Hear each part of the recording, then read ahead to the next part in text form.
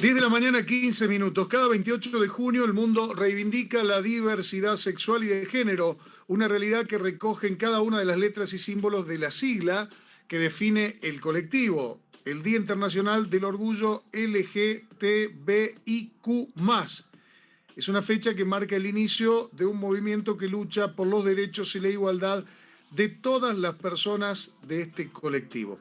Vamos a conversar con la licenciada Silvia Aguirre. Ella es psicóloga, sexóloga y especialista en género. Es docente universitaria. Hola, licenciada, un gusto de conocerte. ¿Cómo estás? Buen día. Igualmente, un gran gusto poder estar aquí y charlar con ustedes. Estos son temas nuevos, ¿no? De los cuales tenemos mucho que aprender. Y yo recuerdo que comencé a aprender, y vos corregime o decime si está bien, cuando me diferenciaron que una cosa era el sexo y otra cosa era el género. Ujú. Sí, es todo un tema ese en realidad, ¿no? Es todo un debate, pero sí hay una posición que dice esto, ¿no? Una cosa es el sexo y el sexo sería hombre, mujer. Otra cosa es el género, que sería masculino o femenino en los términos habituales, en los que normalmente lo usamos. Y otra cosa, además, sería la orientación sexual, ¿no es cierto? Que sería heterosexual o sería alguna de eh, las diversidades posibles, ¿no? En general tendemos a clasificar el mundo por el sistema de pensamiento en el que hemos sido formados dentro de alguno de esos dos binarismos, ¿no? El de sexo, hombre-mujer, el de género masculino-femenino y el de orientación sexual, heterosexual y otro, ¿sí? Eh, Indudablemente, al momento que vos entendés que ser, a ver, que tener un pene, vamos a suponer que es lo que te definiría como hombre biológicamente en nuestra cultura, ¿no es cierto? Porque, ¿qué pasa? Nace un bebé, se fija en lo que tienen entre las piernas y de acuerdo a eso dice, ¿es un varón o es una mujer? Es eso, digamos, el criterio diagnóstico, y además el diagnóstico lo hace un médico. El médico dice, es varón, es mujer, te dan un certificado y con eso vas y lo inscribís en el registro civil. ¿Sí? Es un criterio médico el que dice este es varón, este es mujer, en base a los genitales que ve.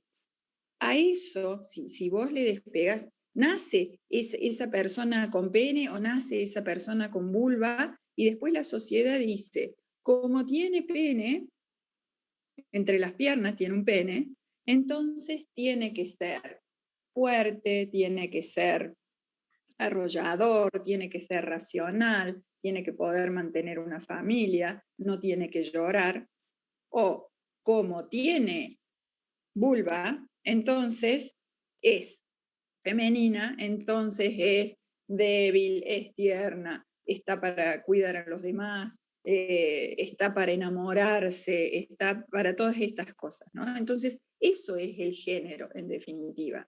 Esta estructuración que se hace culturalmente, que la cultura dice, bueno, a estas personas que tienen una vulva les corresponde tal cosa, a estas personas que tienen un pene les corresponde tal otra. O sea, una, es una forma de estructuración de la sociedad que tiene un montón de consecuencias, que tiene una serie de jerarquías además, porque no es lo mismo ser varón que ser mujer y no es lo mismo ser masculino que ser femenino, porque hay una jerarquía marcada, varón es más que mujer y masculino es más que femenino.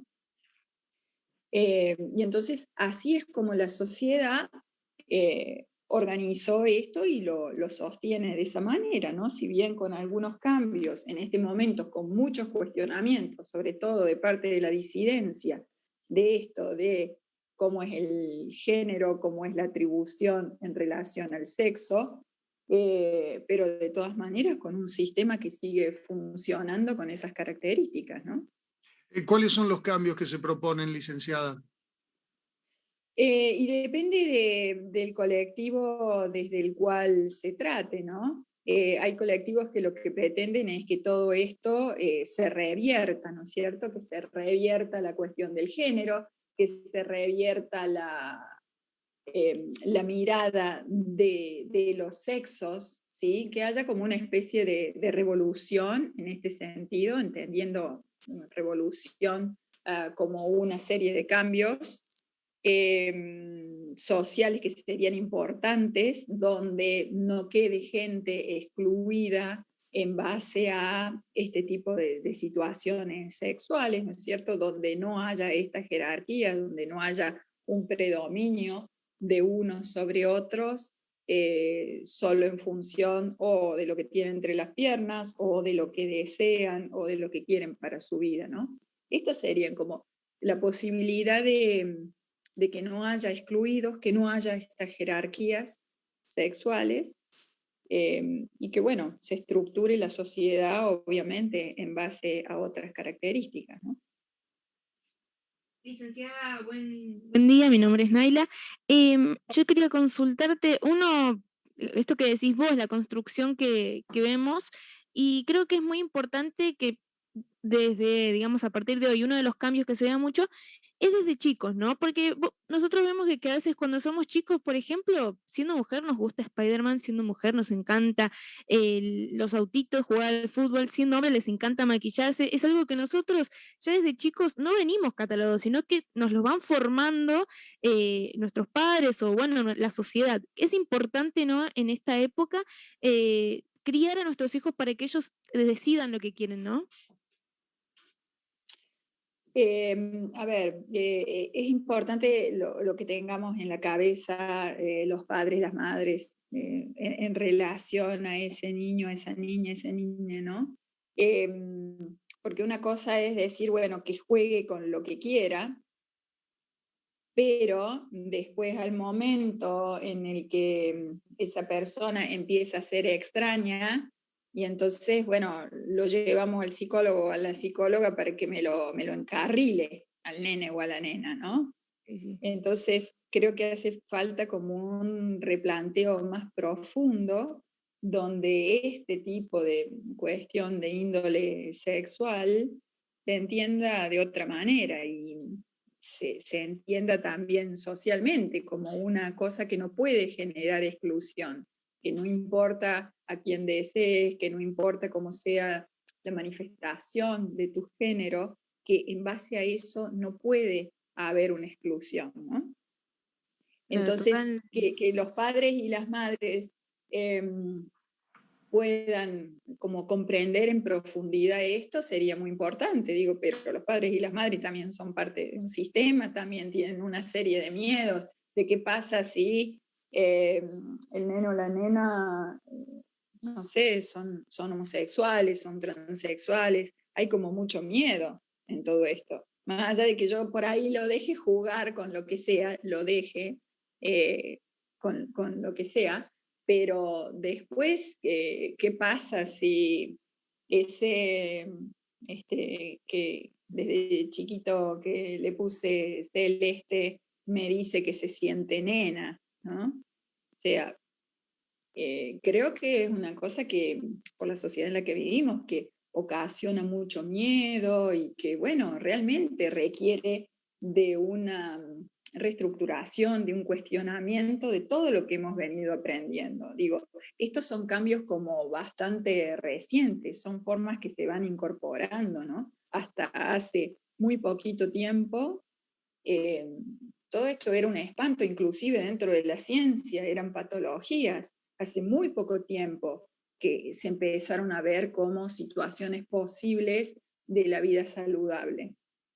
Hasta hace muy poco teníamos los manuales de diagnóstico donde decían que la homosexualidad era una enfermedad, donde decían que la transexualidad era una enfermedad, ¿no es cierto?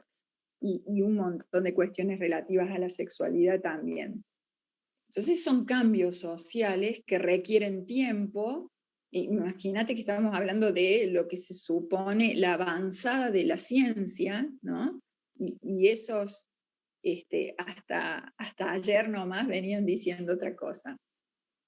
si esto vos lo pasás a lo que es la población común general que no sabe de estos temas y que simplemente intenta educar a sus hijos, a sus hijas y darles las mejores herramientas para que se desarrollen la vida, bueno, es como bastante entendible que tengan miedo de lo que pueda pasar o de si el mundo está preparado para que ese hijo o esa hija sea alguien distinto, que no responda, ¿no? A los mandatos sociales, que no responda a esto que se había previsto. Yo creo que esta situación de, como digo, de miedo, de temor, de no saber, de qué puede pasar, bueno, es entendible en el medio de este cambio, de esta transformación. Hay un cambio de paradigma, ¿no es cierto? Hay un cambio de posicionamiento en relación a la mirada que tenemos en torno a la sexualidad, al género y a las posibilidades de vivir. Hay un cambio en la posición social en relación a las mujeres, pero no dejemos de ver que también las mujeres seguimos en una posición de menor jerarquía, seguimos ganando menos, seguimos teniendo que ocuparnos de las tareas reproductivas, matan a una mujer por día por violencia, ¿no es cierto? Entonces, bueno, digo, son momentos de cambio, sí se empiezan a ver algunas cosas, pero falta muchísimo para que dejemos para que dejemos de excluir, para que dejemos un montón de gente afuera del sistema. Hay que trabajar mucho, entender los miedos que tenemos, entender también que esos miedos no tienen un fundamento cierto y que lo único que producimos a partir de esos miedos es sufrimiento a otras personas. Y bueno, ir avanzando con un poco de, trabajo y paciencia al mismo tiempo. Te estoy escuchando con atención, licenciada, y cuando decías algo me acordaba de una persona que gracias a sus logros en el campo de la ciencia logró acortar la Segunda Guerra Mundial en muchísimos días. Un matemático inglés llamado Alan Turing, que fue el que descubrió, a lo mejor te acordás de la película, descubrió Sí. el secreto de cómo las comunicaciones de los nazis se establecían en la guerra, y él pudo establecer cómo funcionaba ese código Enigma. Bueno, nunca lo reconoció la historia, lo ocultaron, lo procesaron penalmente porque le daban la opción, o se sometía a juicio o le daban una castración química por ser homosexual. Y recién creo que ahora, hace pocos años, lo reivindicaron y le dieron un título de nobleza, pero por lo que él había sido, y se lo condenó, ¿por qué? Porque era homosexual. Son esas cosas que de escucharlas, no sé, por lo menos a mí, ¿no? Es como que siento que me laceran el cuerpo. Vos decís, no puede ser tanta cosa tan terrible, ¿no? Tanto daño que se ha causado a lo largo de la historia por una serie de prejuicios y por intentar que haya un tipo de regla y que esa regla funcione para todo el mundo, ¿no? Es realmente espantoso. De estos Doctora, casos, ¿cuántos? Sí. no, perdón, pues sé que tus tiempos son limitadísimos, pero tengo un audio de un oyente que no está Sí, muy de acuerdo con lo que conversamos acá y educadamente quiere decir algo. ¿Querés escucharlo? sí, por supuesto. A ver, vamos a escuchar. Buen día, Morechi. Buen día a toda la audiencia. Para mí es un criterio, no es un criterio del médico que porque mira entre las piernas dice es hombre o es mujer, no. Es la creación perfecta que es macho o hembra. No es el criterio médico. Bueno, ahí está un oyente que nos deja un mensaje. Licenciada, ¿querés decir algo? Sí, lo que dice justamente la naturaleza es que no hay solo machos y hembras, porque hay personas intersexuales. Lo que pasa es que se las quieren acallar, se las quieren sacar porque no entran dentro de aquello pautado, ¿no es cierto? No hay solo hombres y mujeres, también hay personas intersexuales. y eso es lo que hace la naturaleza, porque esto no es que lo esté decidiendo nadie, eso sale. Y lo que pasa es que cuando nacen niñas intersexuales, lo que hace la medicina es decir, bueno, lo tenemos que poner en alguna de las dos categorías, o es hombre o es mujer, y hagamos lo necesario para que esto sea así.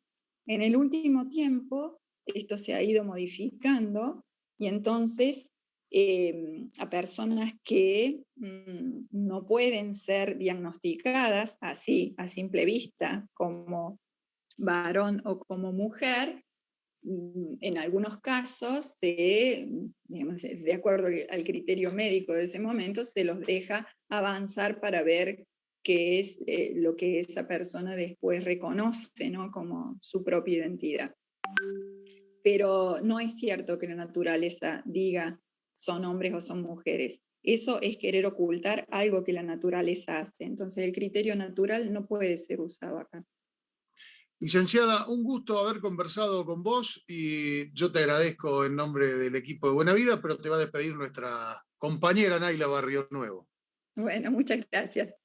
Bueno, muy bien, muchas gracias Silvia por esta nota que es súper interesante y me parece que es un tema que todos tenemos que ir desarrollando y es muy importante hoy en día nosotros una generación que quizás yo con 23 años a veces peleo con gente de otra generación por estos temas que me parece que hay que abrir la cabeza y empezar a entender cómo es el futuro.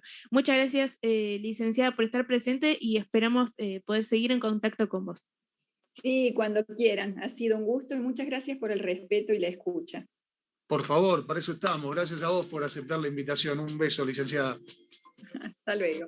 La licenciada Silvia Aguirre es psicóloga, sexóloga y especialista en género, docente universitaria, hoy conversando con nosotros en la mañana de Buena Vida.